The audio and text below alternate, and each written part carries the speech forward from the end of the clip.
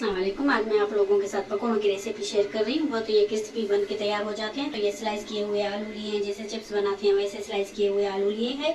ये धनिया लिया है और हमने ये प्याज ली है और बिल्कुल थोड़ा सा हमने बेसन डाला है और देखते हैं ज़रूरत पड़ी तो हम बेसन और भी ऐड करेंगे इसमें। और ये हम डाल रहे हैं इसमें चावल का आटा डाल रहे हैं, 1 टेबल स्पून इसमें जा रहा है। तो इसे अच्छे से मिक्स कर लेते हैं सारी चीज़ों को।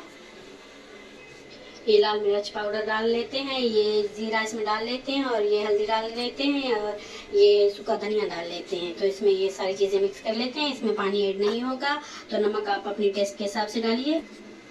ये हस्बे ज़रूरत नमक लिया है। सारी चीज़ों को मिक्स कर लेते हैं, पानी नहीं डालना है इसमें। अभी सारी चीज़ों को हम इससे मिक्स कर लेते हैं। ये जो सब्ज़ी का पानी होता है इसमें जो ये पकौड़े हैं ये बन जाएंगे। ये अच्छे से मिक्स कर लेते हैं इसे।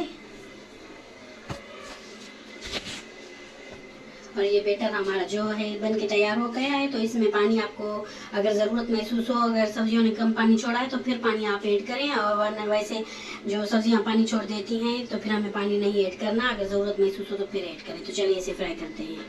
ये हमारा ऑयल गर्म हो गया है, तो हाथ की मदद से ऐसे उठाते हैं हम पकौड़ों को डालते जाएंगे, ऐसे फ्राई करते जाएंगे हम सारे पकौड़ों को।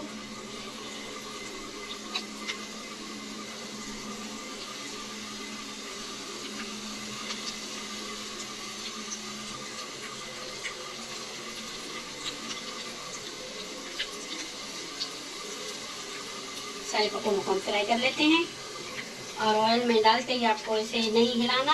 ये एक साइड से पक जाए तो फिर हमें इसकी साइड जो है चेंज कर लेनी है। ये हमारे क्रिस्पी और खस्ता पकौड़े बन के तैयार हो गए हैं। अगर आपको भी ऐसे बनाने हैं तो इसी रेसिपी को फॉलो कीजिए, तो ऐसे ही आपके पकौड़े बन के तैयार हो जाएंगे। तो ज़रूर बनाइए आप इस रमज़ान में ये पकौड़े।